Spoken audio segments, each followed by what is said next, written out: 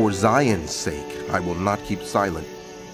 For Jerusalem's sake, I will not remain quiet till her vindication shines out like the dawn, her salvation like a blazing torch.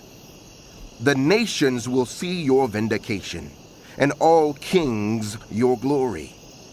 You will be called by a new name that the mouth of the Lord will bestow. You will be a crown of splendor in the Lord's hand, a royal diadem in the hand of your God. No longer will they call you deserted or name your land desolate, but you will be called Hephzibah, and your land Beulah. For the Lord will take delight in you, and your land will be married. As a young man marries a young woman, so will your builder marry you. As a bridegroom rejoices over his bride, so will your God rejoice over you. I have posted watchmen on your walls, Jerusalem. They will never be silent, day or night. You who call on the Lord, give yourselves no rest, and give him no rest till he establishes Jerusalem and makes her the praise of the earth.